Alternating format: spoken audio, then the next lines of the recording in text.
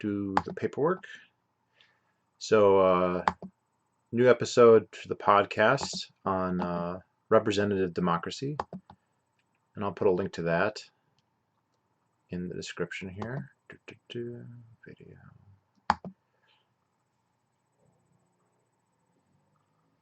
This is going to be a very different video than normal on a topic I've not covered, but it's one that I've recently become pretty interested in for a lot of different reasons, and it's actually been taking up a lot of my time. One of the reasons that I've not uploaded a video in the last week is because I've been so busy with this.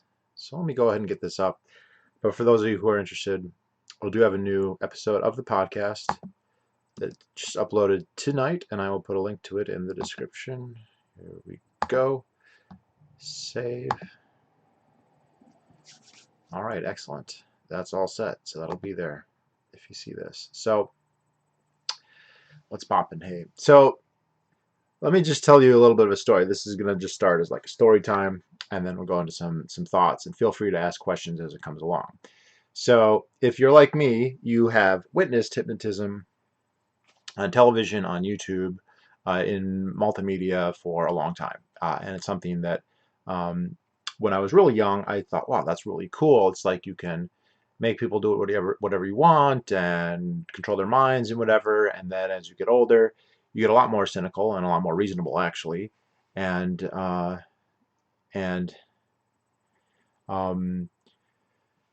you start to question it, and start to say, okay, like, is this just fake? Anything that's on TV, you have to wonder, are they completely paid actors? Is there some kind of rigorous selection bias that goes into this? Is there a process that you're not seeing? So you can see the camera, but you can't see what's happening behind the scenes. Maybe they vet these people considerably. Maybe there's a financial incentive. Maybe there's, who knows? There can be straight up disingenuousness. You don't want to assume that's always the case. When you have a phenomenon that's very, very wide, sometimes it does strain credulity to think every single time it's a fake, but it's not impossible. But there's other things too. I mean, we have the phenomenon of placebo effects where people go to say, evangelist preachers who, faith heal them. And so you have somebody who can barely walk and they stand up and they get punched in the face and then they say that they're healed or whatever. So that was kind of my take on it. I really just kind of decided that it's some kind of gimmicky magician's trick, that there's not a lot to it, and that I really wasn't that interested in it. If you saw what hypnotist did in stage, again, it was entertaining, but not something that I found all that compelling. So as the lockdown was at its most severe, which for me was the last weeks of March, where I really did pretty much not leave my house, not even to go outside, something that I haven't been doing now for the last month or two. But for the first couple weeks, 2-3 weeks, I was very, very rigorous in not leaving.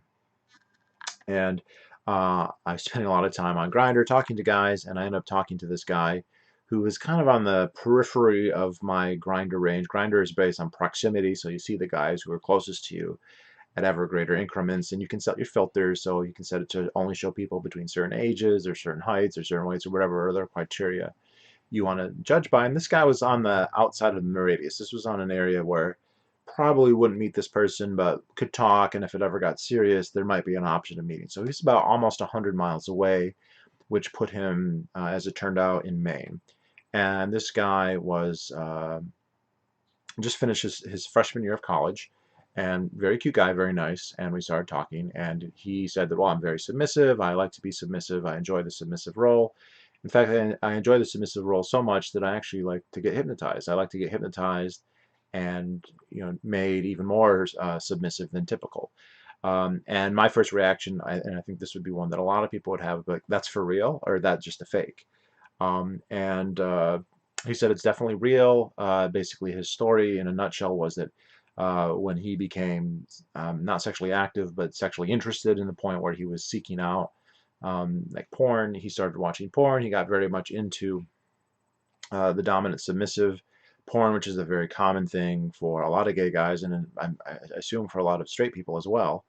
And I'm actually not a porn person. This is one of the I'm very unusual in a couple. I don't drink. I don't do drugs. When I say don't, I mean I like literally never have.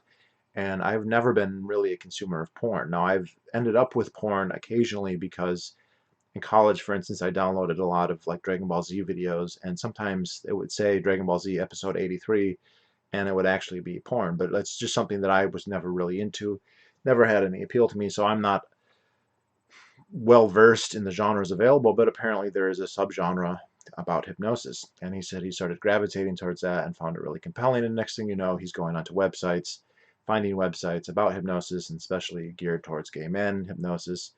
And eventually he started finding people who would connect with him virtually through Skype or FaceTime or whatever other means, and he would get hypnotized through the computer.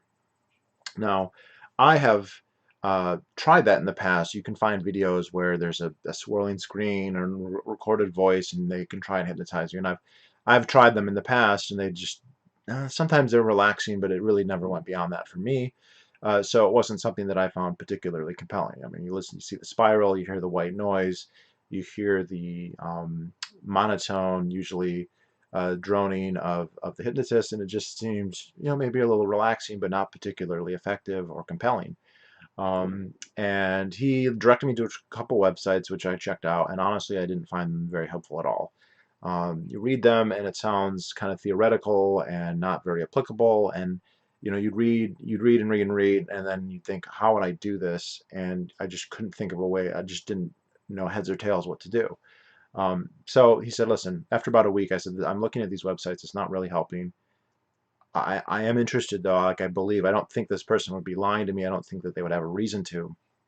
Maybe they're deluding themselves in some sense, but I'm taking them at their honest word. And so he says, okay, well, I know somebody who's very good at it. He's been doing it a long time. He's gay. He's into doing it to gay guys, blah, blah, blah. If you're interested in doing it, he might be interested in teaching you because he likes to get hypnotized himself. And if you would be willing to do that, he might be interested in teaching you. Okay, I'm all for this. So within a couple minutes, I'm in a three-way Skype call with myself, this person who's introduced me, this main guy, and a third party who I still to this day don't know what he looks like. I was only audio, so I could hear him, but I could not see him. And then but I can see this person in Maine. And basically, the idea was I would sit and watch one hypnotize the other. And so I'm sitting on my bed and I'm watching this happen. And it's a lot of the cliches that you've heard. A lot of Simon Says, a lot of relax and lay back. And, I don't know, imagine you're floating or what. I don't remember the exact verbiage. And the subject, the person getting hypnotized, was being very compliant. They're very, very cooperative. So when the guy said, raise your arm or close your eyes or whatever, he would do all of it. And I thought, okay, well, that's lovely, but that's just compliance, as Simon Says. I mean, there's lots of situations where you tell someone, okay, put your feet together and do this, and they do it. What is that all that hypnotism is? So I'm watching and I'm interested, but I'm not finding it terribly compelling, right? He's just doing what he's told. But I mean, I've been in bed with lots of people who did what I told, and I wouldn't say that I hypnotized them. So at some point, I'm starting thinking, it's nice that I'm watching this, but I really want to try it. Because there's an actual person here who's leading, who's being the hypnotist, and I actually I've never met a hypnotist in real life. Of course, this isn't real life. This is a remote. And so after a while, of course, he was telling the guy to relax and get comfortable. And so I was holding my phone. This was a Skype call that was happening over my phone. I wasn't on my laptop. And, I started to relax. I put my legs out. And what I didn't realize is the hypnotist, while he was hypnotizing the subject, he was actually watching me very closely for any kind of sign that I was receptive to the suggestion. And as I started to relax, it started to bother me that I was holding my phone up. I wanted to relax my arm, and it was difficult holding my phone. And so I started to lower my arm. And as soon as I started to lower, he goes, "That's right, just drop it." Which right there was like, oh, he's watching me very closely. And I dropped it, and I went ahead and, following the instructions, I closed my eyes, and he's like, "You relax." And I don't remember the exact verbiage. And I just feel very relaxed, but otherwise I physiologically didn't feel any different, and it seemed totally normal and just, okay, where's the there there? There's no here, there. It's just me laying in my bed relaxing. This guy's telling me to relax. I could have done that any other way. And at some point, he gets to the point where he tells me that my eyes and this is a common one, so if you've seen videos like this, you may have seen this. He goes, your eyes are glued shut. You can't open your eyes. If you try and open your eyes, they won't work. And I'm laying there and I'm thinking, I can open my eyes. This is not going to be hard. Obviously, I can open my eyes. And I try, and this happens. And the second that that happened, I can open them now. The second that that happened, my heart rate skyrocketed. And I started not to panic, but to struggle, trying to open them, and I couldn't do it. And he goes, that's right, you can't open them because you're deeply hypnotized right now. And he snapped, and I didn't sleep. This is one thing you'll see very often, this sleep phase. It's not literally sleep, and it varies. Some people, when they are in that sleep phase, retain full consciousness and full memory of what happens, and other people do not. And some people don't remember anything, and some people remember parts of things. I pretty much remember everything, I think, although I'm not always sure. And from that point on, I was hypnotized, which is just another way of saying that I was highly, highly suggestible, and the things that this guy would say would consciously become highly real to me. And he did lots of the little tricks that you've seen, made me forget my name, made me forget numbers, so I couldn't. I think he made me forget the number 4, so I'm counting my fingers, and I kept coming up with 6 because I was 1, 2, 3, 5, 6, 1, 2, 3, 5, over and over and over again. And that's, I was like, holy shit. And of course, this being a gay love triangle, we not a love triangle, but a gay interaction. Obviously, we went places that you wouldn't normally go in a hypnotist show. He made me super submissive, and I will say that that was just an overwhelming feeling. When he snapped my fingers, I felt an overwhelming urge to be submissive and to be obedient, which is not, I'm normally the dominant guy, and I prefer that. I feel very comfortable in that role. And suddenly I had this like uncontrollable urge. Now, we were on Skype, so we were very limited in what could actually happen. So we finish, and I'm literally shaking. My whole body is quivering like this. My heart rate's going, and I was like, what the hell just happened? That was so much more intense. Again, I wasn't coming at it from I know it's fake, or I think that it was just, I'm skeptical, and it just, there didn't seem like to be a there. And actually, if you really dig down, it is actually an interesting question if there's a there, but I guess we'll come to that in a minute. But I was blown away by how intense it was for me. And of course, I was like, I don't want to say obsessed, but maybe, yeah, basically obsessed. And I really wanted to learn. So for the next month, I continued to talk to these 2 guys and get hypnotized by the one. One thing you find in the community is that there's a lot of people who like to get hypnotized because they find it really enjoyable for whatever reason. And then there's a much smaller group of people who like to hypnotize. And typically, those people also like to be hypnotized themselves.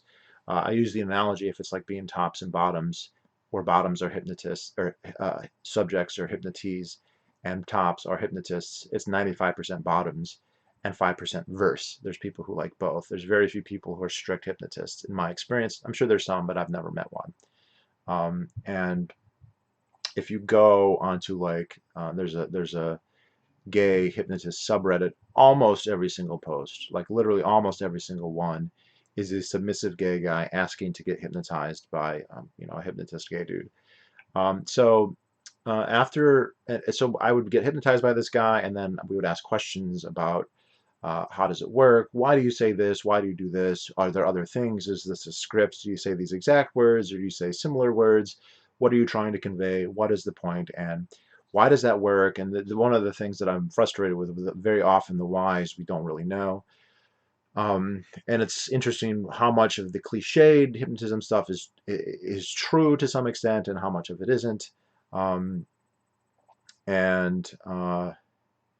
So the first time that I hypnotized somebody else, I was actually myself hypnotized at that moment, and it was an accident. And so one of the things that you learn, and I can attest to this personally now, once you've been hypnotized, it becomes much, much easier to be hypnotized subsequently. There's something about it where your brain is now trained and is now looking for suggestions. And you'll notice this at a stage show, which you often won't see in the clips that are shown on YouTube, but sometimes there are full full-length ones that you get this, they'll, if they have 10 chairs, they'll bring up 20 or 30 people, and the hypnotist who's doing the show is doing tests to see who's the most suggestible, because that will make for a better show, right? People do vary in their suggestibility, and it's going to be hard to do an entertaining show if everyone is highly resistant or more resistant than average versus people who are highly suggestible. But the first thing that they'll ask is, have you been hypnotized before? And if the answer is yes,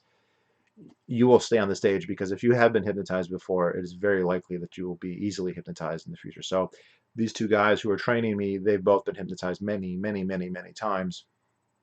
And one of them in the course of this, and it's funny, Arthur Rene says, my girlfriend is able to hypnotize me, but probably not by the means that you're talking about. Well, yes, if you're talking about female anatomy, you are correct. However, the male anatomy can accomplish the same thing. And that's the first time I hypnotized somebody was, well, how should I say this for rated PG? The cliche hypnotist has a watch on a string, and he dangles it, and it's a point of focus.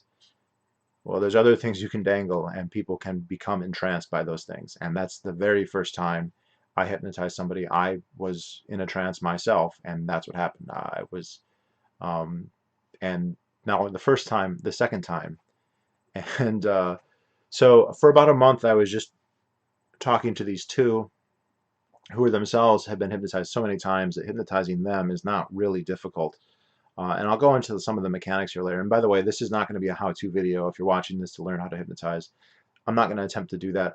I could describe what happens, but I think it would be better to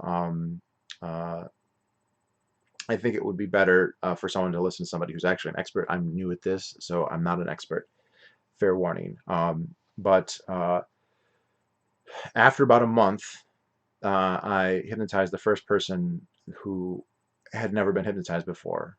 And it was on Grindr video chat, and a guy went into a trance by staring too intently at what a gay guy would stare very intently at. And I could see, we hadn't discussed hypnotism, but I could see that he was paying very close attention. And that's step one, paying very close attention. And I prompted him, and he ended up being a very good subject. So he got hypnotized. We had fun online, and over the next week or two, I hypnotized, I think, 5 or 6 guys online. And there was one guy who I failed, and every other guy succeeded, which it would be great for my ego to say that's because I'm really great at it and I'm a natural. But it's probably more along the lines of it's actually relatively easy to do. And that it was very fascinating. The other thing is, like, almost everybody I did it to, at least half the guys said they don't believe in it, it won't work. They all tend to be smart college grads, intelligent guys, libertarians some, who would say this won't work on me, it's been tried, and it did. And then after maybe a week or two of that, I started meeting people in person. Again, the first person I met, it was not successful, although I think it was close. There's evidence, there's some evidence that he was getting close, but I don't consider it a success. But the next 5 guys, they were all successes, and pretty strong successes. How can you tell when someone's been just pretty? Okay, these are good questions, guys. So we'll get to that. I'll get to all your questions very quickly. So, so I've now been doing this.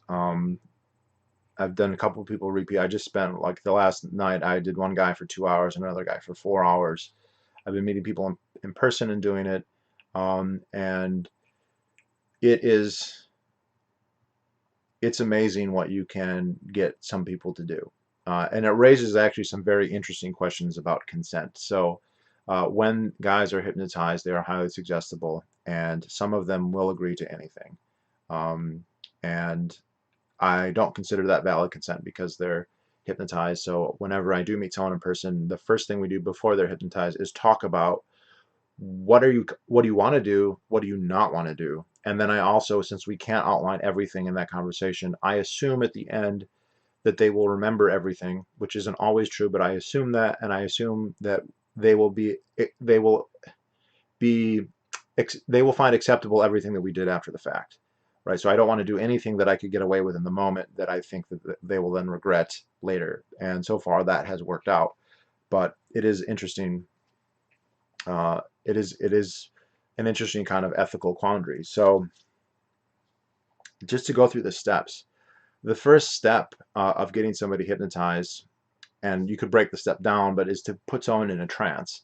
And the thing is, people going into a trance is not difficult. Going into a trance is something that it seems that like most animals can do, mammals, reptiles, birds. Anything that can draw your focus to the point where you really are focused on that thing and you start to ignore other stimuli. People do it all the time. And people who are driving on the road late at night, focused on the maybe the taillights of the car ahead of them, or the dotted line, or whatever it is, the reflectors, you can go into a trance. People listening to meditation is very similar to this. People who meditate or listen to music for a long time. People who are in a flow, right? If you're into music, or and I think I have been. I didn't realize it, put into trances like performing or playing a solo, or in a concert where you're totally focused on the director or on the music, and you really are tuning everything else out. Time seems to slow down. You're totally focused on that one thing, and other stuff kind of blurs. Your peripheral vision kind of blurs, and you're totally focused on that one thing. It happens with television, right? Television is mildly hypnotic, and more so for some people. And you just sit there and you're passively taking in these messages. Now, the second part is the tricky part, and that is where you're because you're in a trance or a trance-like state. One of the things that can happen is that your normal conscious judgment, your normal ability to filter and say, okay, you see a commercial for pizza, and you're like, I'm not really hungry, because I know I just ate. But you can become in enough trance that those defenses are lowered to some extent, right? For most people, it's not going to be 100%, but to some extent, to where you will then internalize that suggestion. And so when you see the advertisement for pizza, even if you just ate, you will think, "Oh, I'm hungry now." And what the hypnotist is basically doing is getting into that moment, and um, telling you that you're hypnotized and that you're very receptive to their suggestions. You could call them commands, suggestions, whatever you want to say. And that is what happens. Now, people do vary. I've seen a lot of variants, but again, almost everyone I've tried, it's been successful. The only ones I haven't been were like literally the first people I tried. So that could just be that I didn't know what the fuck I was doing, and I am still very new at this.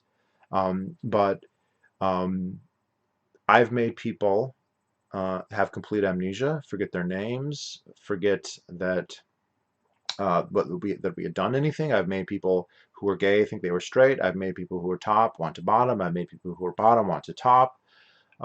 Forget numbers. I've made people.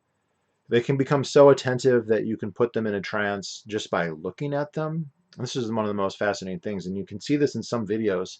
If you watch some videos of stage shows, you'll notice, although people react differently, some of the subjects will become very attentive, and they are like literally head on a swivel paying attention to the hypnotist.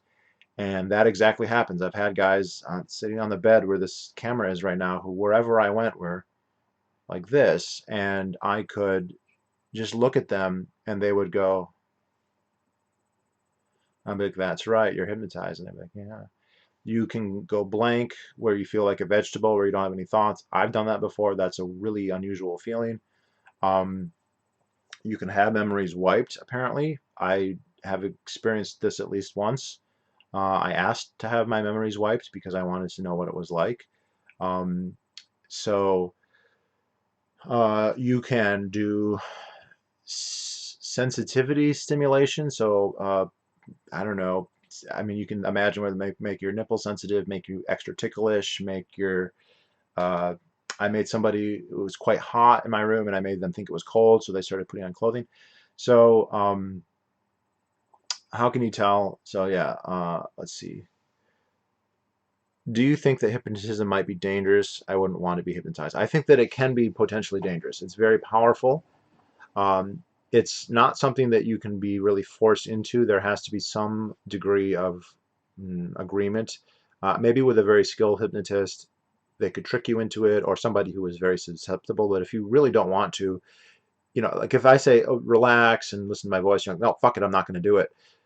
You'll be able to successfully avoid becoming hypnotized for a long time in that situation, maybe forever. Um, you're more motivated by knowledge, or that's nothing to do with hypnotism, but knowledge, obviously. Can a gay man be hypnotized to be straight, do you think? Yeah, so they can, at least in the short term. No, the thing is, the hypnotic state doesn't last forever. So if I hypnotize somebody to be straight, as long as they're hypnotized, they may believe that or may act as if that's true. And then when the hypnotism wears off, it may be gone. But there is, and I'm not a hypnotherapist here, so qualified all over the place for this.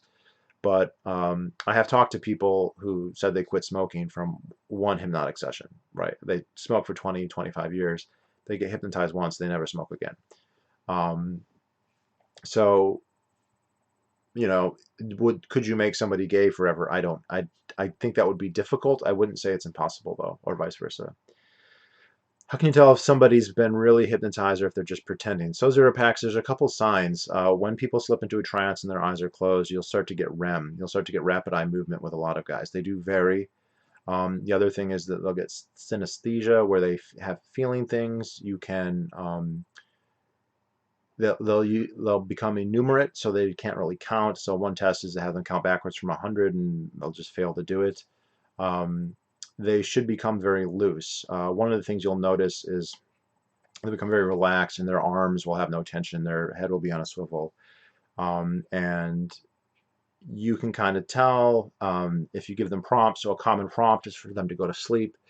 That when you tell them 3, 2, 1, sleep, and you snap your fingers, they should drop like right away. And if they're like, oh, okay, now I drop, then it's a sign that maybe that they're faking. And there've been studies on this.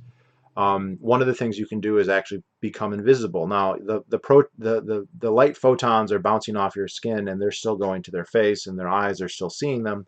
But you can basically convince them that tell their brain to ignore you or to fill in that space with something else. And I've been successful with this, where you snap your fingers, and they're like, "Whoa, where did you go?" Now, when they've do tests on this, they'll have people, and they'll say there's a chair in the middle of the room, and they'll tell them that the chair is invisible. The people who are actually hypnotized will walk around the chair. Now they won't. They'll say, "Oh, there was something else there. There was a hole or a bear trap or whatever." But the people who are faking it will run into the chair, pretending like they literally can't see anything, that they've become blinded. So um, there are things you can do. Like I think the REM is a really good one. The breathing is a good one. You can see. I'm getting to where I can notice this now. You can see that their heart rate changes. You can see that their skin tone changes, that their eyes, they're not just when they're asleep, their rapid eye, their the how much attention they pay to you, the eyelids. When a guy goes into a trance, his eyelids will relax. He'll become almost catatonic, where you can do the pupil thing, and he just and I don't think this stuff would be necessarily impossible to fake, but it would be difficult. It would be difficult. Now you can be like Scott Adams. I don't know who Scott Adams is. Can someone who's a really lazy couch potato be hypnotized to be a really successful go-getter? Again, I think that it might be possible, but it might not be that easy. And people debate this. Like I said, the guy who's training me says that he doesn't think that you could quit smoking because it's a chemical addiction. But I've met people who say that they quit smoking after a long time. So people kind of vary in how much are you into it, and how much do you want it to be true, and that does get into the like, what is this, a placebo effect? Is this hex death? Is this it's true because you believe it's true? That sort of thing. Um, Suggestions do vary. Uh, so, uh, do you think going to church on Sunday is a form of mass hypnosis? Well, uh, I think that that can happen. I don't think that that's happening all the time or consistently, but I do actually think that a lot of religious ceremonies do actually get you into that position with the droning and the singing and the focus and the I'm not as reading now a lot of history. I'm seeing stuff and I'm like, man, that sounds like that's hypnosis. I was just reading about a famous um, Indian chief from New Hampshire by the name of Passacomawe, which there's a lot of stuff here called Passacomawe named after him. Interesting guy. Apparently was a giant, like 7 feet tall. He lived to be like 100 years old. Interesting guy. And I was reading about, well, it was alleged that he could take dead leaves and turn them green, or take snake skins and turn them into snakes, or turn himself invisible. And I read that and I was like, I've done those things. Like I've turned invisible. I've made people see things that weren't there. I've turned myself into Chewbacca. I've again turned myself invisible. I've made people uh, switch their sexual preferences. I've made people very obedient. I've made people very dominant. And I was like, is it possible? And I'm not saying this is actually true, but that to me, it's very unlikely that this guy actually could reanimate a snake skin into a snake. But it does seem possible that he could hypnotize somebody to believe that happened. And now I'm like, shit, is this like a recurrent thing? Because again, I mean, Western hypnosis, as we know it, is old. It's been around at least 300 years, and people were doing shows about it that long ago. So the ability to do it is is easy enough that I think people would have discovered it many times over independently. I think that I was, before this even happened, getting people into that first stage without even realizing it on numerous occasions. When someone's really attentive, when they listen to you for a long time, when they're really focused on your words and what you're saying. That's happened on my YouTube channel. Like, I'm sure there's people who have listened to me on my YouTube channel where they're really focused on my words and what I'm saying, whether they're looking at my face or not, who went into trances. Now, I wasn't there to fully hypnotize them, and I wasn't trying to fully hypnotize them, but it's entirely possible that I could have. And that's not a knock on me or anything like that. It's just that's all it really takes for that first step. Anything that you can become completely focused on. Um, so, yes, I think there is some mass hypnosis that can happen in settings like a religious setting, and others too, political rallies. What was the other one? Like television is one. So, can you hypnotize Keynesians and turn them to Austrians? There's limits, William Cole. There's limits. Hey, Dread Pilot Alex. Good to see you. 5 a.m. Why are you going to sleep at 5 a.m.? You should already be getting up. Do, do, do, do, do.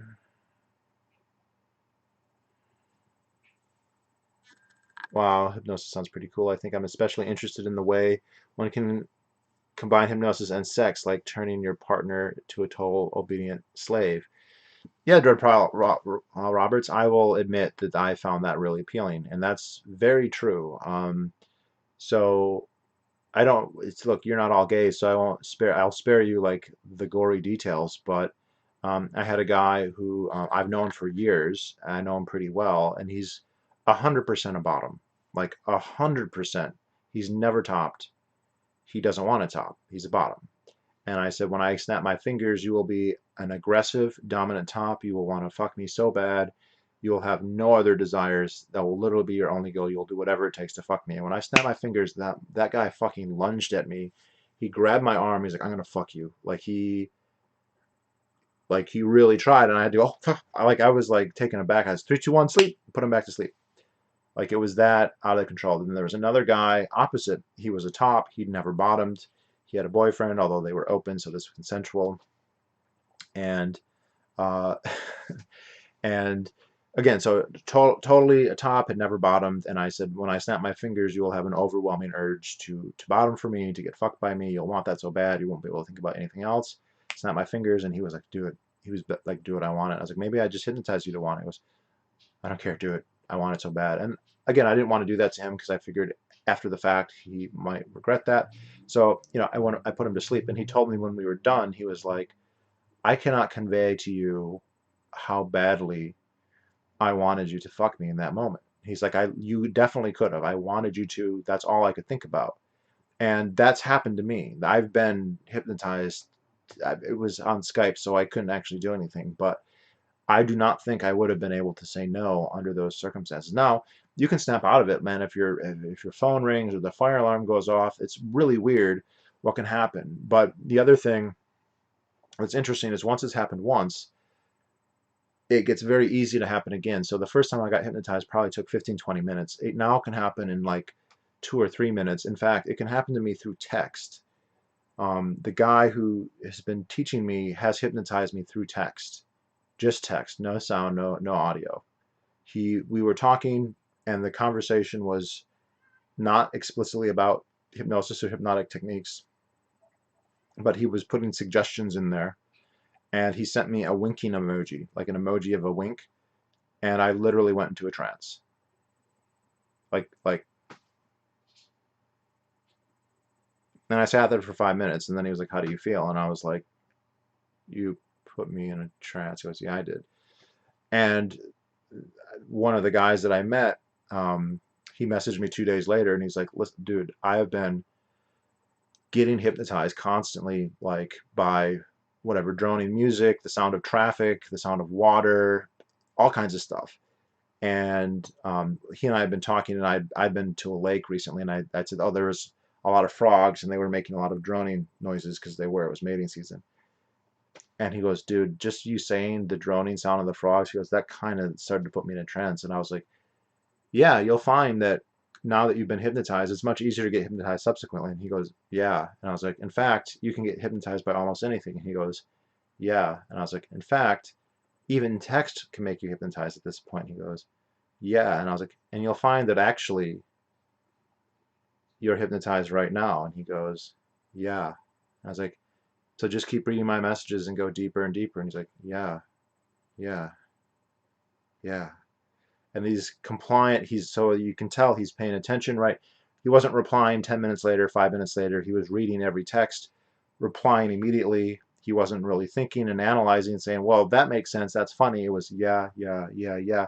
And then there was a pause, and he goes, "Holy shit, you had me." He's like, "My mom came in to give me dinner, and it snapped him out of it." But like that, I had no idea that that was part of it, but that is part of it. And let's see, can you hypnotize somebody to rob a bank for you? So, like I said, the hypnotic state doesn't last forever, and so it will fade, and they'll come out of it before they can rob a bank. And there's also levels. It's one thing to enhance a sexual fantasy or play with a memory. It's another thing to make somebody perform existential risks for themselves. I think that it's possible with some people or with the right amount of conditioning. And one thing I've thought about is all the stuff we hear about, like MK Ultra and Project Monarch. If I can have this much control over somebody after like a week and a couple hours of training, the CIA spending $20 million and taking 15 years and combining it with, LSD and drugs and alcohol and all that stuff, wow, they would have to be unbelievably incompetent, and perhaps they are, to not have that become more powerful than it already is. So the idea of a Manchurian candidate I find vastly more plausible now than I did 3 months ago. Um, whenever I'm dreaming, whatever stimuli I'm suggested to, such as sound, temperature, wind, light, etc., often makes me way into my dream and fits the story. What do you think hypnosis works like that? Yeah. So there's a lot of comparison between hypnosis and dreaming, that they're in similar states. Some people say they're the same state. I don't know for sure which one it is, but you're in a highly suggestible state. And part of it though is there's a trope that you're hypnotized and there's a hypnotist who's in control of you. And that's one of the things that's not necessarily, like, you can be suggestible and in a trance and yet not have that suggestion. But then if you are in a suggestible state and you are in a trance and that suggestion is implanted to you, it then becomes something that you believe. And that's very powerful. Other things, I've completely immobilized people. I made it so people couldn't move any muscle on their body. And one guy, I mean, this guy's got a marketing degree. He's really smart. He just graduated from a good university. And I was like, "You can't move. Every muscle is frozen." And I was like, "Go ahead and try." And he was like, I was like, 3, 2, 1, sleep. And out, out. But then that same guy, the common trick is to get your hands stuck together. And that didn't work. He could always undo it, but I could immobilize his whole body, interestingly. One guy, he remembered everything in the immediate aftermath, and a couple days later, he was like, "Listen, I got to be honest. I am not sure what happened. I am not sure what happened." So, like, memory can be fucked with, and I'm not trying to block out people's memories, but it does happen. Do you think these Findom women are hypnotizing the men into employing their wallets? Uh, I think, well, look, men, I think Findom, when you say a Findom woman, you mean a woman who is herself spending money or a woman who is getting paid money? Um, I don't think that that's necessary. With Findom, you're finding people who want to do Findom anyway, so you don't have to hypnotize them. But I'm sure you could.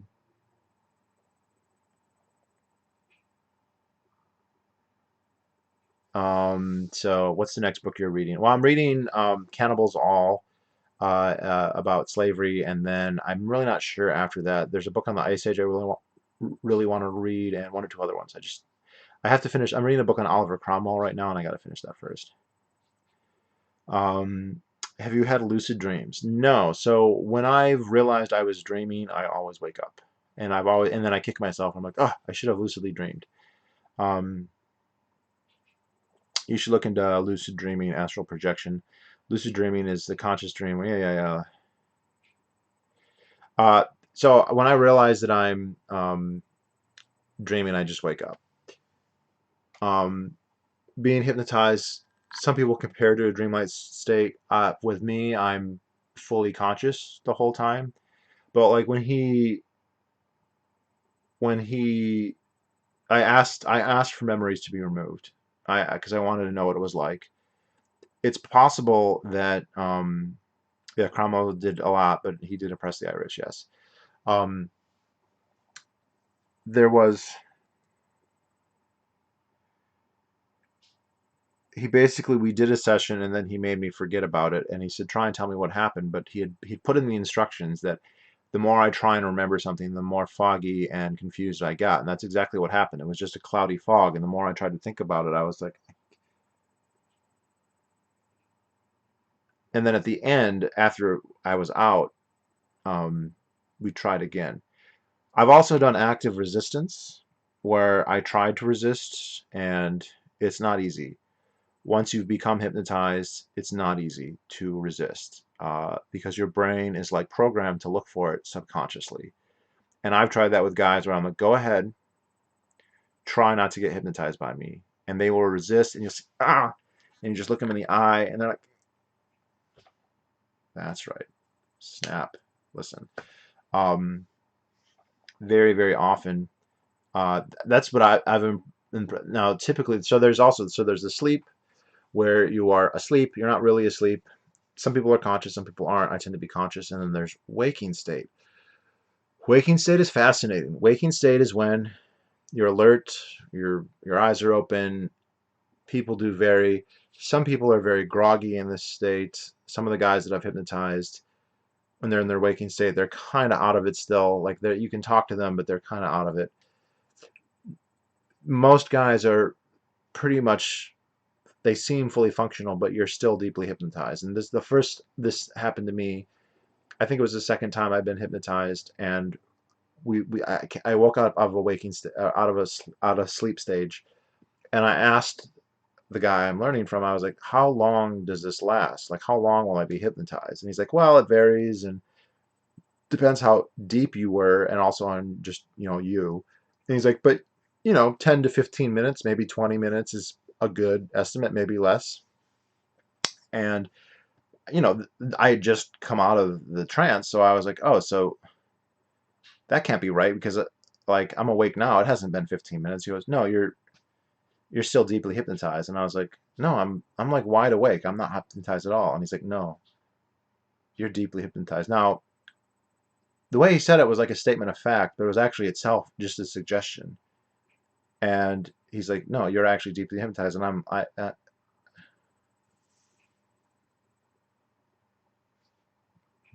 just like that. And that's a fun thing to do to people.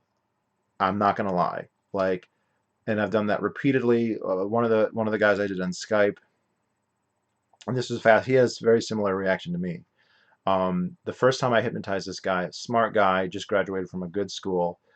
Um, we did on the phone. We didn't have video. We were just talking on the phone. We were old friends, and we were just kind of catching up. And I said, "Hey, I'm getting into this," And at some point, he's like, "Do you want to try?" And so I started doing it. And he told me before, he's like, "This is not going to work.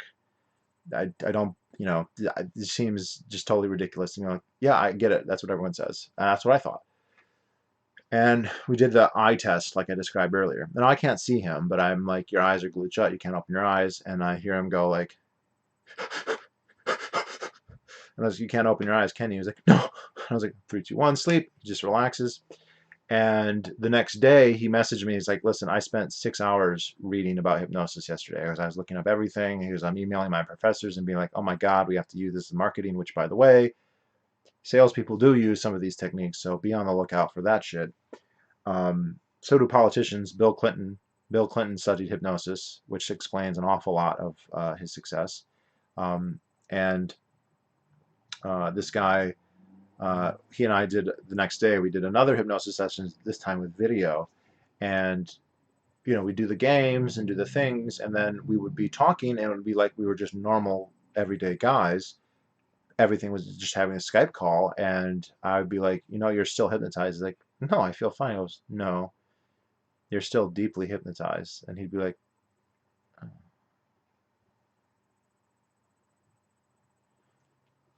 "Fuck," and I can almost do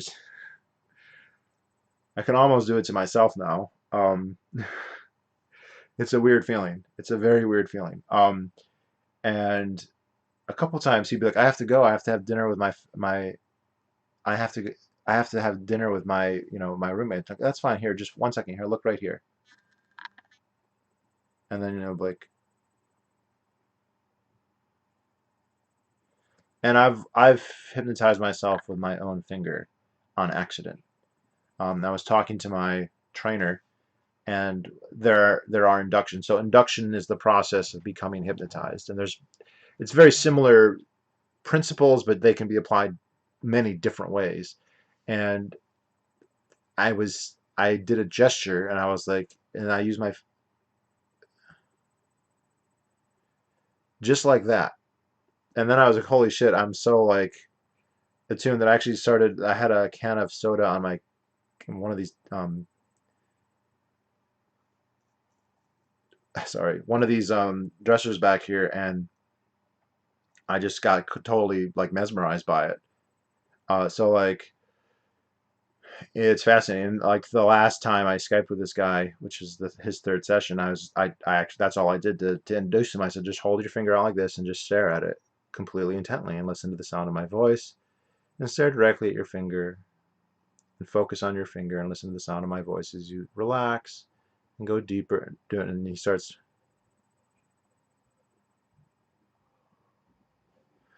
So it it's just really fascinating what the and the obviously it's fun to do like the shows and to make people their hands stuck together or to go invisible or to think that I made someone think I was Chewbacca. I made someone speak Chinese who doesn't speak Chinese. That's all fun. The sexy kink stuff obviously just adds a whole other level, because who wants to like, I mean, can you imagine, you don't have to be gay to like this, but like, imagine getting your dick sucked, but imagine the person sucking your dick literally has no other thoughts. Like, they are so focused on sucking your dick, they can't even, they're not thinking about work, they're not thinking about school, they're not, they're so, that their brain is so laser focused that they literally have no other thoughts. That is fun. Now, you want to establish consent before you do it and make sure everything's okay after. But that is fucking fun. And that's just like an example. It goes way farther than that. Um, well, let's see what else I was going to say. Oh, so like, and also the guy I did last night before we started, he's like, "I have a really bad migraine. I have nausea." And I was like, "Listen, I don't know. I don't know if this can help that at all."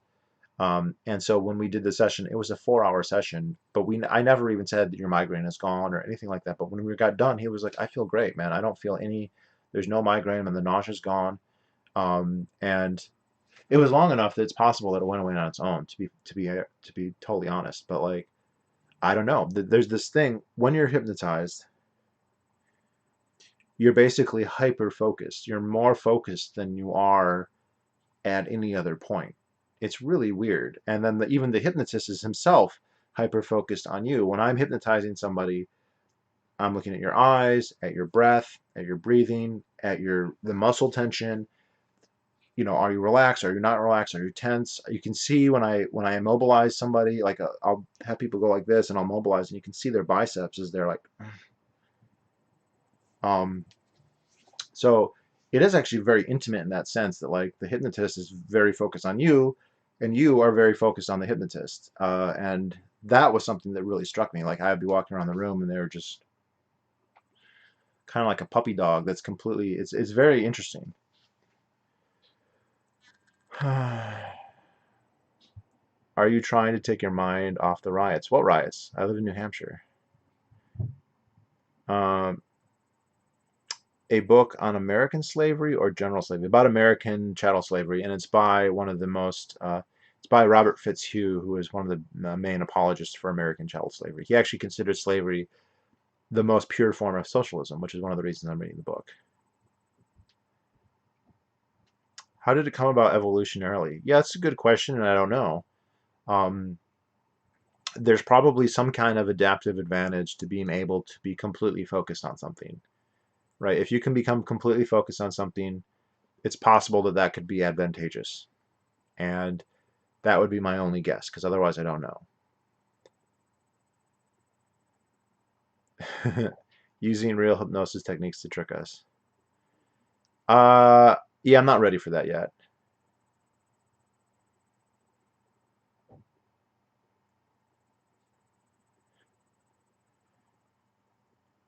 What was the book? It's on mute.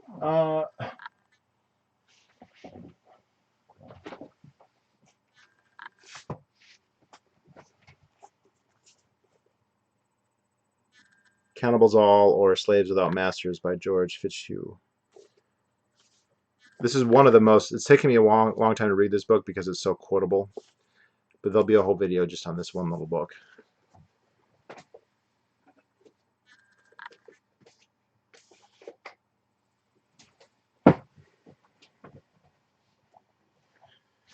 So anyway, this has been taking up a significant part of my time and focus. This is similar to being in the zone, or what they call, some people call it the flow state when drawing or playing music. I think that it is. Yeah, it is very similar to that. Imagine if you were in the flow reading music, let's say, and you're just completely just reading the music, and you're just focused on that, and also complying with the music in the sense that when it says to play a G, a C, a D, you play a G, a C, a D, and then just imagine, for instance, if as you're reading the music, there were suggestions in there like, and now you are going into a deep sleep. You're so focused and so compliant that you might actually go into a deep sleep, right? And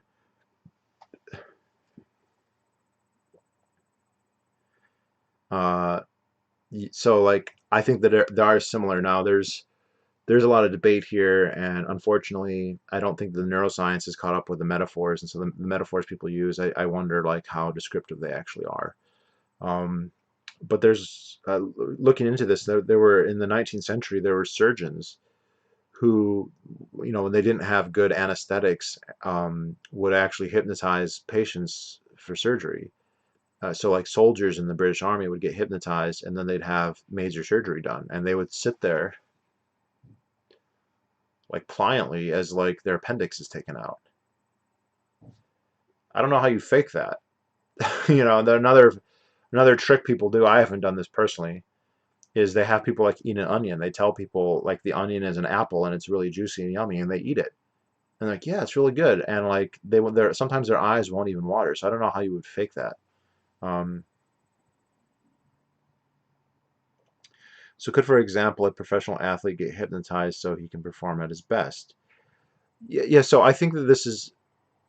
It may not be so simple that you find a hypnotist and he just says, "Okay, be your best," and then you're your best. That might work. It might be more involved than that. Um, there's potential there, though. That's what hypnotherapy is all about. And one thing I have learned is a stage hypnotist, a street hypnotist, and a hypnotherapist, they hypnotize you the same way in the sense of they induce you, you go into a trance. What they do after is what's different. So a stage hypnotist is going to do a show where he's going to make you do silly things. You know, um, a hypno sex kink person is going to make you do sexual things. A person who's into hypnotherapy, they're going to hypnotize you and then they're going to do therapy and then they need to know how to do therapy. So one thing I read is learn how to hypnotize. That's the same. But if you want to be a therapist, you need to like study therapy, and whatever that implies. So um, for an athlete, again, I'm not saying I'm prepared to do this, but I think that it plausibly could work to some extent. Yeah. And if the person's very suggestible or you have just the right tuning there, it could work. There is an idea of programming. I don't think that's a technical term, but you can implant suggestions that become part of that person's subconscious, and you can implant memories. And the guy who's been teaching me likes to get hypnotized, and so unfortunately, most of the people he deals with don't want to do hypnosis. They want to get hypnotized. And I asked him how many times he gets asked. He goes, so about 20 people a day ask him to hypnotize, which I believe. I 100% believe that. Um, and he did say, and I remember it, that he programmed me to want to do hypnosis, that he programmed me to want to get good at it. He programmed me to want to practice it. He programmed me to want to hypnotize more people. Now, I was interested in it before I talked to him, but I do wonder if that has not had some influence on me, and I think that it probably has. I asked him about that as well, and he said, "Why not?" But I said, am I into this because I'm into this, or because you like brainwash me to be into it?" And he goes, "Why not both?" And I think it is both. And what's weird is, you all know I'm a libertarian, but like, if it's true that he brainwashed me into doing this, I don't care. I like it.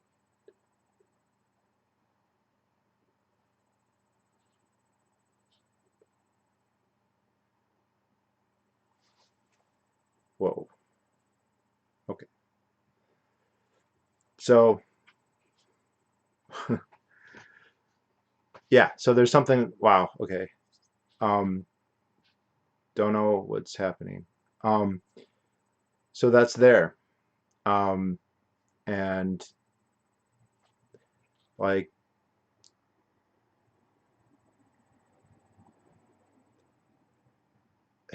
I don't like, and that of course raises questions about consent and um, for therapy, I think it's very questionable, like especially therapy like where you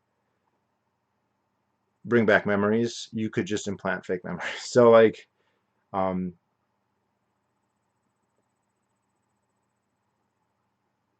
did you just go into a hypnotic state?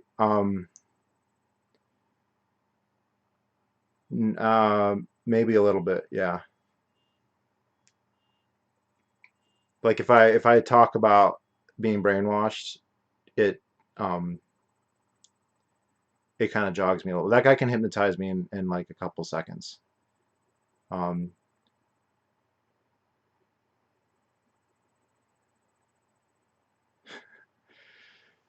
how do you know if you are a suggestible type person or not? That's a really good question. You don't know until you get hypnotized.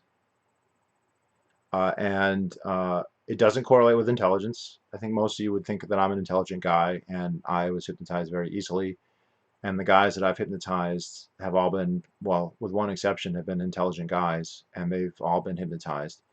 Um, I actually think if you're really dumb, it's actually you might resist it better because it's hard for you to focus. I think the first step is to be able to really focus. So if you have somebody who really can't focus or mind's always wandering and drifting, it might be harder to entrance them. Um, and so somebody who's really studious and really focused, I feel like it's almost even easier. But people do vary. And some of the guys that I've done, even though I pretty easily hypnotize them, what could be done with them. So one guy, I could immobilize his whole body, but I could not do this. I couldn't make him forget his name. I couldn't make him forget a number. But I could entrance him just by looking in his eyes. And I could make him completely blank. We did a lot of going into vegetative state. By the way, that's a very interesting experience. You feel completely empty and blank. And I can't imagine what, like maybe some deep forms of egoless meditation or something, maybe, but you can literally, like one guy said it that he did not, he was so passive and blank, he didn't want to type, he didn't want to speak, he just wanted to sit there passively taking suggestions, and he would nod. That was all he would like. And we did that for 4 hours. I thought it was 2 hours, and then it turned out to be four. Um, that is a very unique feeling. I'll say that.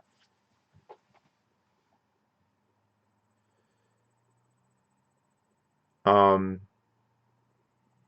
you love it. I do love it. It's fucking amazing. It's super interesting, and it feels really good. I would do it all the time if I could. You've only hypnotized people in the context of sexual relationship. Well, about half the people I've hypnotized I did online, so we couldn't do anything actually sexual. And when I do it, that is an element, but I do other things too. Like I'm interested in trying other things, so I try other things. We do stuff with memory, we do stuff with sensory, we do psychosomatic stuff, just to kind of, I'm still exploring. And like for instance, one guy who was here, I tried to go invisible and he could still see me. He goes, I can still see you. And I was like, okay, let's try that again. And I sat him down and I was like, it's gone. When you try and register my, you just don't see me. And it was interesting when I snapped again, his eyes did actually very briefly track me, and then like boop, like real quick, like I'm not supposed to know, not supposed to know. So um, it's definitely the stuff with the sexual stuff though. I think is really powerful in the sense that you're enhancing stuff that's already there. So if you have somebody who is a bottom or a top or submissive, um, you can amp that up like a lot, depending on how suggestible they are. Um, the guy who got me into this initially, he was always submissive, and he said that he gets hypnotized to be, quote, hyper submissive, which in his mind means he literally has no other thoughts other than obedient compliance. Like there's no, he doesn't, he automatically does whatever he's told, whatever that is, without any kind of filter of, is this okay? Should I do this? Is this a limit? Is this a boundary? And if that's an idea that you find appealing in the first place, that's going to be really amazing. Now, if that's an idea that you don't find appealing, it you may be able to do it, but it will not be fun. And if you remember it afterwards, you'll feel very bad.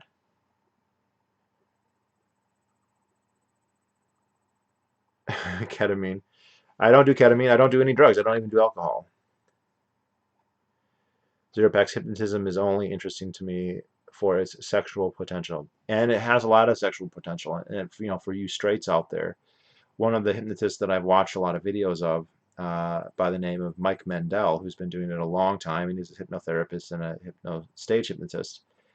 You watch some of his videos.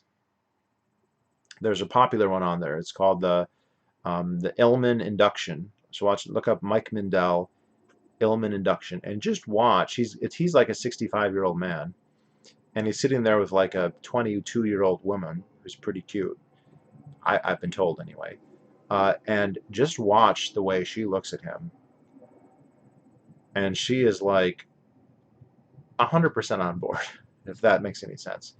Um, and in fact, if you look at like the 19th century, when people not in scientific literature, scientific literature. But when fiction dealt with hypnotism, there very often was a sexual element of enslavement, very often of a female. Um, I remember reading one of the quotes that said that some hypnotist, and it's a novel, it's not a real hypnotist, but he could cast his eyes and just from a look hypnotize somebody, and I believe that's possible. Um,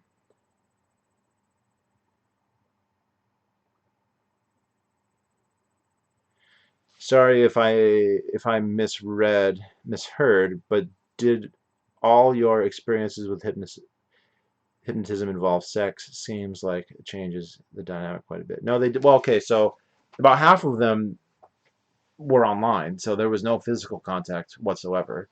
Um, Most of them involved some kind of sexual element, but also elements that were not sexual. And I've hypnotized guys who I was not sexually attracted to at all. I'm trying to practice and get good at it, so there are people who I'm not interested in that I'm still hypnotizing just for practice. Rasputin explained. Rasputin and potentially a lot of other things too. Like, you can make people hallucinate, you can make people think you have powers, you can make people think that you can do things, and there'll be memories that they'll have, and if they don't have any kind of cultural concept of hypnotism, then how would they frame that other than magic? Do you think Molyneux has any hypnotic training? Yeah, that's a good question. Maybe. Bill Clinton does, apparently. And a lot of salespeople do. So this is not some rarefied ability that you have to go to school for. You can learn it on your own.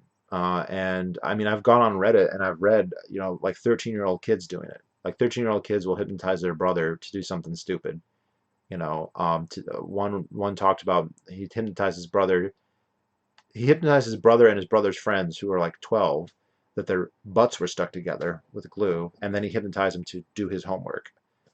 So if a 13-year-old can learn to do it, yeah. Now Molyneux, there's other things that I've learned that don't come across on camera, but like there's things you can do about like where you look and how you act, how you speak, how you talk, and like Molyneux has a lot of that, but could that be his acting training? I don't know. Um, there's a hypnotist persona that I don't think you have to have that persona to make it work. But many people find themselves going into it. I find myself going into it when I'm hypnotizing somebody. The cadence of my speech changes, and the things that I say change. But that's not necessarily necessary. The other thing is there's a trope that you get hypnotized by a hypnotist, and so someone needs to act like a hypnotist. So if I spoke to somebody like a surfer dude, in that cadence and with that kind of fluctuating tone or whatever, that it may not work very well in a trance because their mind is like, well, what? This isn't what a hypnotist is supposed to speak a certain way. Um, so, yeah, I don't know. I'm still learning. It's very possible Molyneux has hypnotic training. I would have to watch him more, and I don't like watching him, so you know. But it's very possible, right? There are actually good videos. The one that I think is the best one I've seen is called "Hypnotized Through the Screen" by Zach Pinceps. So actually, Zach Pinceps is an interesting character here. He's young. He's 24. He's actually from New Hampshire. He went to the University of New Hampshire, and several of the guys I've hypnotized also went to the University of New Hampshire. But uh, he he has some video. He has a video where he hypnotizes you through the screen, and I think that's the best one I've seen about online hypnotism. And there's videos of people watching that video and getting hypnotized, and I think it works pretty well. Unfortunately, through a screen, he's not going to give you anything other than an induction. So there's just an induction, and that's it. Um, his videos are also good because they very often are longer and they show most or all of the session instead of the highlight reel, which is what you typically get. Um, and I recommend, especially some of his videos, you can tell the subjects are just like glued to him.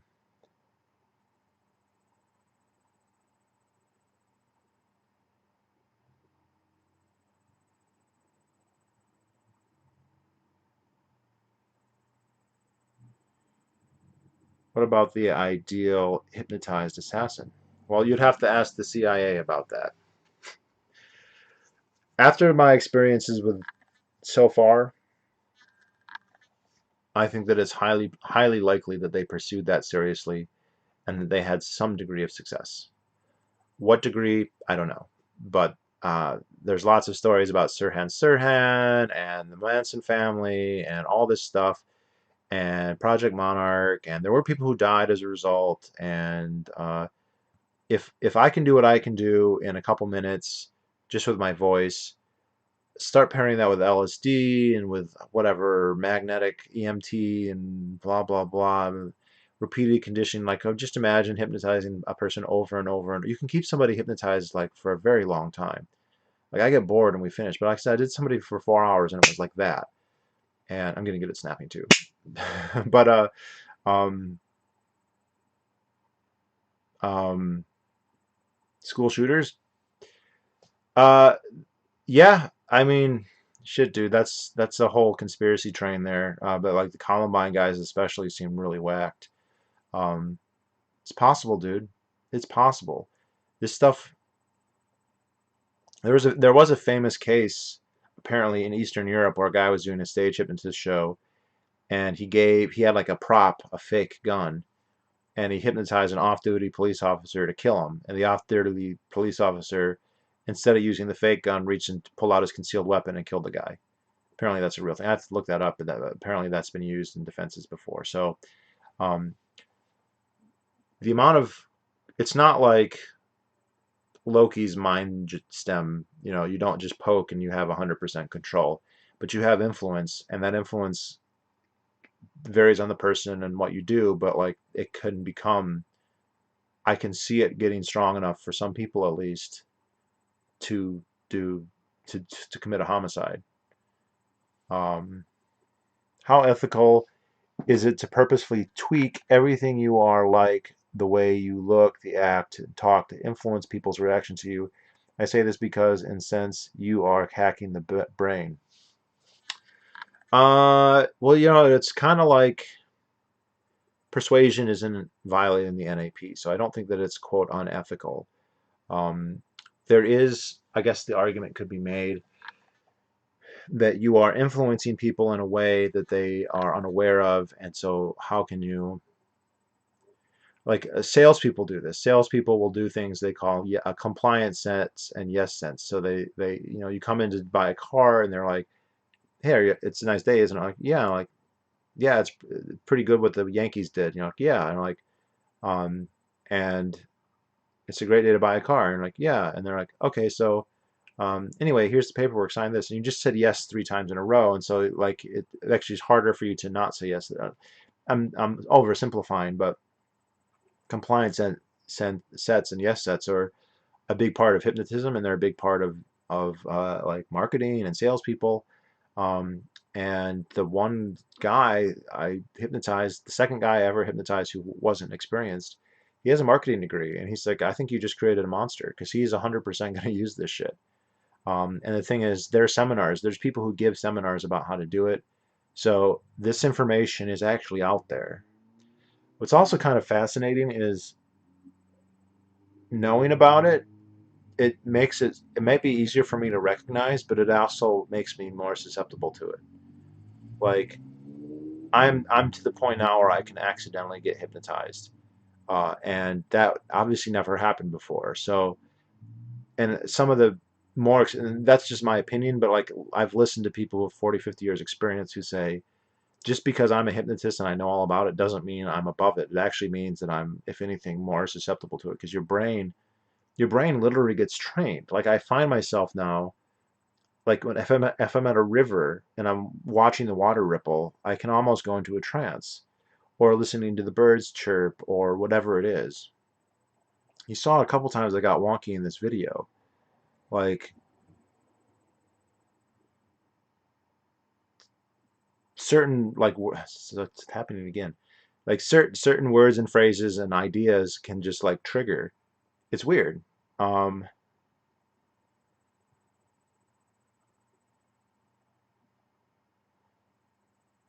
uh, don't mean to start the conspiracy theories, but combine that with subliminal messages in the media too. Yeah, why not? Sleeping pill murders. I think I remember Scott Adams. So I don't. Who is Scott Adams, and what is his connection to hypnotism? Saying Trump and Anthony Robbins both studied with the same hypnotist could be off topic. Any news with Porkfest? Porkfest is going on, and everyone should come deeper. Okay, Stephen, don't even try. Deeper and deeper. Go deeper. That's an interesting. Yeah. Is there a connection between hypnosis and ASMR? What is ASMR? Can't answer that because I'm not sure what that is. Um, yeah, like if the guy who hypnotized me was in the comments right now, he could hypnotize me in the comments. He would know the right things to say, and I could go into a trance reading them, like right in front of you. Some moments trigger MDMA feelings in me completely sober, not as strong as the real thing, but usually triggered by certain inputs.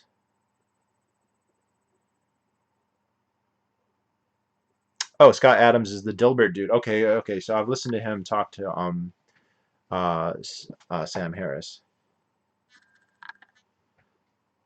Scott Adams is author of Dilbert and a trained hypnotist. Yeah, and actually, I saw before all this, I listened to Harris interview like a magician from the UK who's also a hypnotist, and Harris was skeptical, but he asked if there was quote a there, and the guy said yes, there is, but it's not well understood. Um, it's interesting because you do have to comply, but there seems to be an inbuilt ability to comply. Like there's a desire to want to comply under certain stimuli and under certain conditions. And a lot of the stage hypnotists I watch are very adamant it's not mind control, and I think that a lot of them suffer under the you're brainwashing people or whatever, and they don't want that, so they say no, it's not mind control. But really, it kind of is. I mean, it really is to some extent. Now, it's not like the movies where you snap your fingers and they're out of it for as long as you want. But have you been hypnotized into being straight? I have not. I have not been hypnotized into being straight. I'll ask my guy to try that on me just to see what it's like. He probably won't. He doesn't want me to be straight. He wants me to be gay.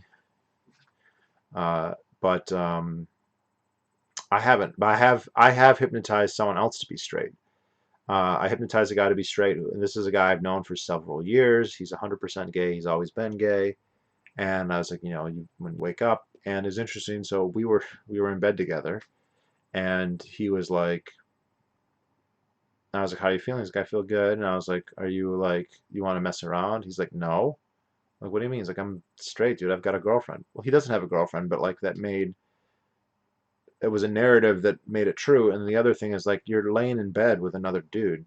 How are you not gay? And he's like, well, we're on a hockey team together. And I was like, oh, what hockey team? He's like, Boston University. So neither one of us went there, but so his mind just kind of created a story to make the suggestion real. So he's in bed with another guy because we're on a hockey team together, and he's got a girlfriend, whatever. So how long would that have lasted? I don't know. When he came out of it.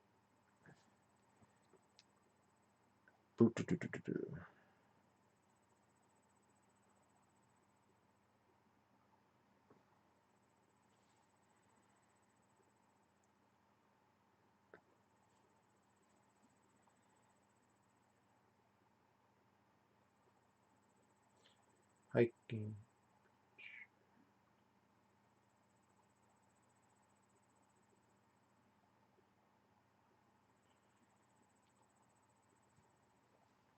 But yeah, text can do it, words can do it, sounds can do it, music can do it. It's just very strange because your mind gets trained and it's starting to look for patterns where if you had seen those same patterns before, it wouldn't have done anything. be interesting to test the limits of that. So I agree. I think that what you would find almost certainly is that not only would individuals vary, but like someone could hypnotize me and say, okay, you're straight. And that um, might have a certain amount of an effect.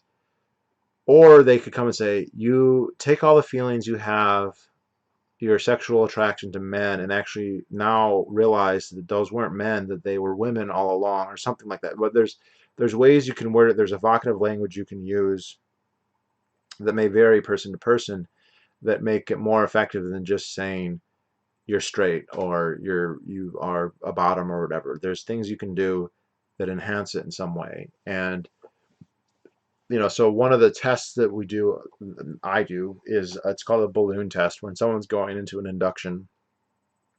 And this is actually to go back to one of your earlier points, Zero Packs. It's called the balloon test or the sand and balloon test. But basically, when you're going deep the first time in the original induction, I'll say something like along the lines of, imagine there's a balloon tied to your wrist. Now, if somebody is highly suggestible, they will imagine a balloon tied to their wrist, and they'll actually have a physical reaction to it where their arm will start to raise. Now, what you could do is say, imagine there's a balloon tied to your wrist, and then they might raise their arm. But instead, you could say, focus on your right arm.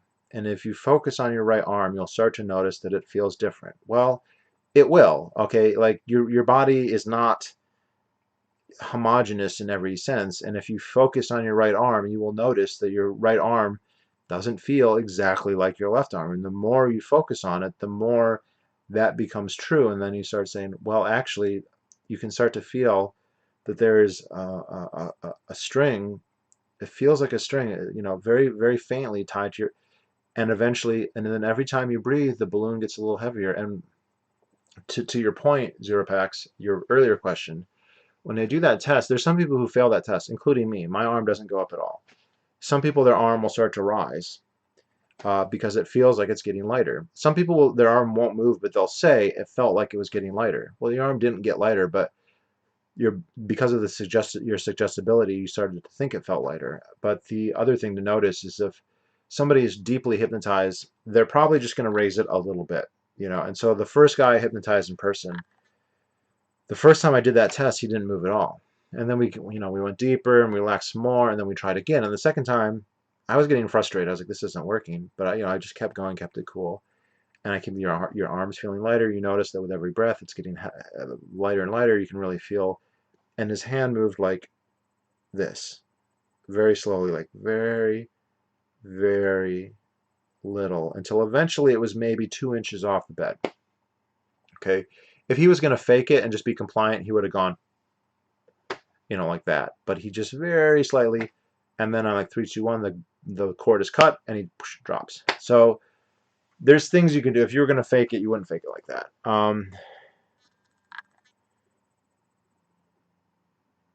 Is meditation a form of self-hypnotism? Yeah, so I think that it's putting yourself in a trance for sure, and then taking the next step to hypnotism is a tricky one, but it's one that people do.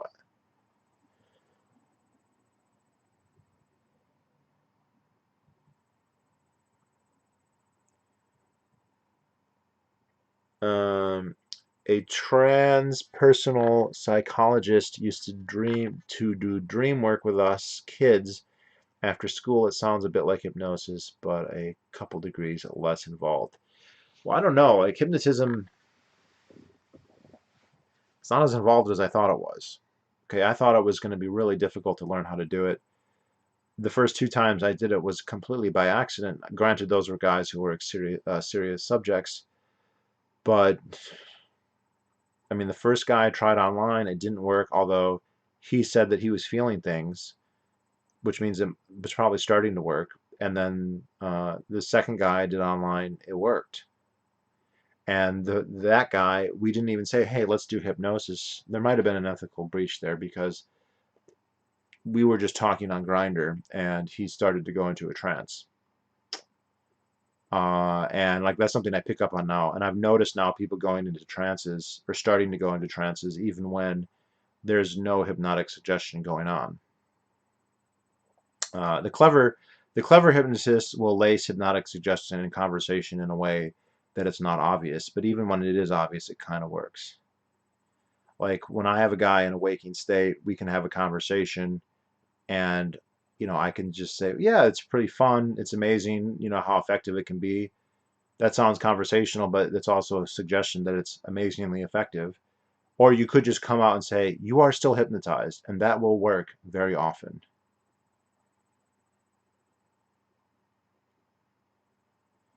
I mean, in terms of being self-aware, at least for me, it was very aware in my dream state. Yeah, there's a big part of it is becoming very attuned to your own body and how do you feel. Um, if you think this is wild, wait till you do mushrooms. I will never do mushrooms. My roommate quit smoking though by doing mushrooms, so I'm not unaware of their power. Hey, ANCAP, nice to see you.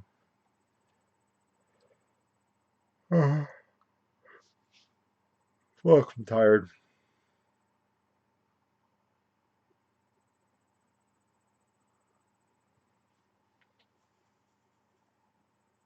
What if you recorded a voice message to yourself to hypnotize yourself? Yeah, I definitely think that could work. Uh, I think it's definitely better if it's not a recording, if it's a person who is gauging your reactions and what's going on, obviously. But a recording will work. And there's actually, I don't want to say an industry, but there's a whole lot of pre-recorded hypnotic trance stuff.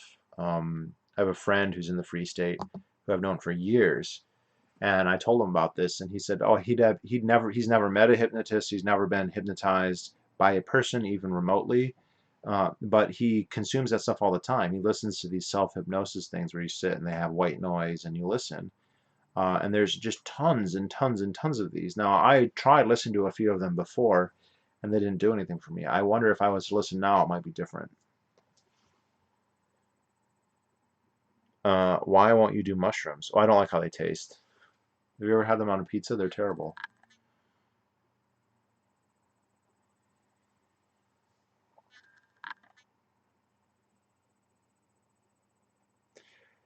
See, Steven, what's funny is if you had said that, like, when I post this emoji, you'll become hypnotized, it might have worked. But because you said, I will do mushrooms, it didn't, because I'm not, and I don't know what dab is, so a dab emoji. This would be kind of fun. You guys can try and hypnotize me in the comments. Try and type comments that will hypnotize me. Let's see how you guys do. I promise I won't fake it.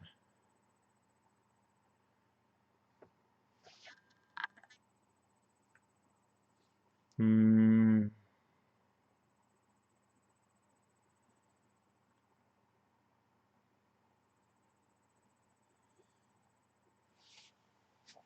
So at this point, it's just kind of practice. I'm doing as many people as I can, as often as I can, online, in person. I'm working with different inductions. I'm trying different ones each time. The first ones I did were much more traditional inductions, like you lay on the couch and relax and all that stuff. Uh, There goes room. And those work fine, and I've had a lot of success with them. I'm trying to do, you could divide inductions into a couple different categories, but you have like traditional ones that could take 15, 20 minutes. Then there's so-called rapid inductions, which might take, 1 to 5 minutes. And then there's so-called snap inductions, which happen in seconds. So the snap inductions, when you see somebody come up and snap and sleep. And those all work. You have to have really good timing, and there's more setup than people typically see in those. I would like to learn them, but that does take time. I'm getting better at the rapid inductions, which aren't that quick. They don't take a second, but they take 5 minutes or whatever. And that's kind of where I want to go. If I can get somebody induced in 5 minutes, I'm pretty happy. Um, the car goes vroom. What's with the mushrooms? Why does everyone like mushrooms so much? They're bad for you.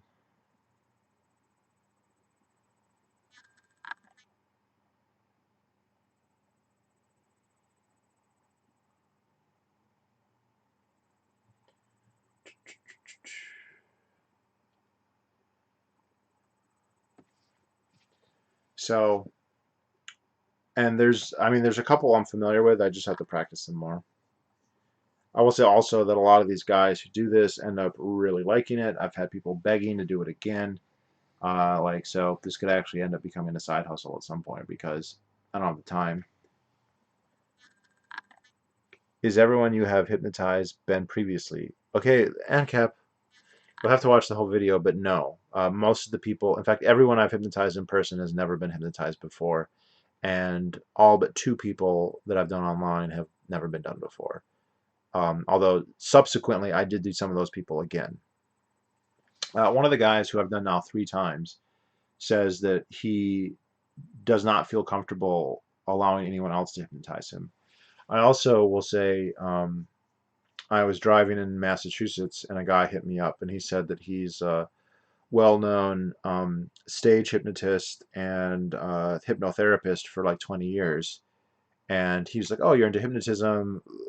Come, I'll show you how to do stuff." And I am absolutely not going to go see that guy because I know if I meet him, he will be able to successfully hypnotize me, and that I would then be able to, I would do whatever he wanted. And I don't know him well enough to be comfortable to do that, so I'm not going to go see him.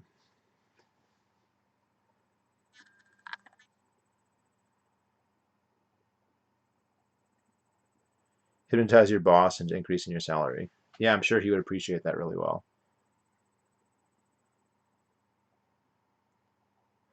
What's your love of Massachusetts? You're always there. Massachusetts is 25 minutes away, and there's a lot of guys there.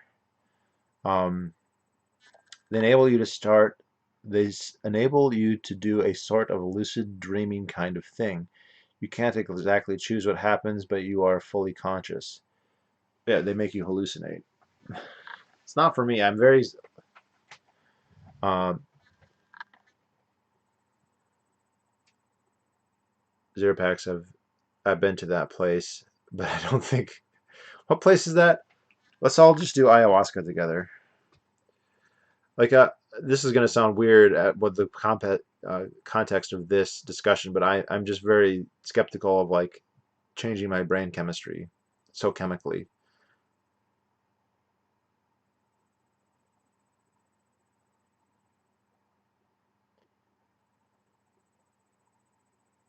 What is your take on energy practices and the ability to invade another from afar? I'm not sure what you mean by energy practices or invade another from afar.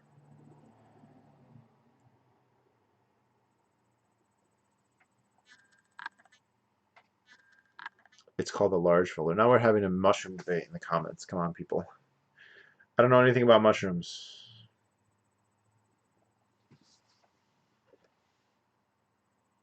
Been really live the podcast so far. Loving the podcast. Well, thank you, E. There is a new episode up, so if you look in the description, you'll find the link to the podcast now that more people are watching. There is a new episode up. I'm going through representative democracy now after doing direct democracy. So there'll be more of those coming up. I've been walking a lot more recently. There's a mountain I've discovered that I really like to do every day. And on the downslope, it's pretty easy to record podcasts, although today I got caught in a hailstorm going up, which was a little unusual for the weather, but wasn't too bad. Um, hmm. Really, the reason there wasn't a podcast last week though is because I was constantly hypnotizing people, so it kind of took up all my time. I don't know. I figured I might as well learn something during the pandemic, pick up a skill. So that's the one it ended up being, I guess.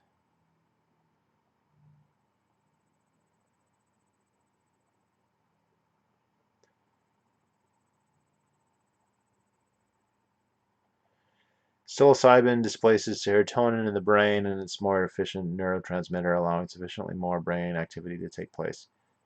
Okay, I'm not debating that. It's not for me.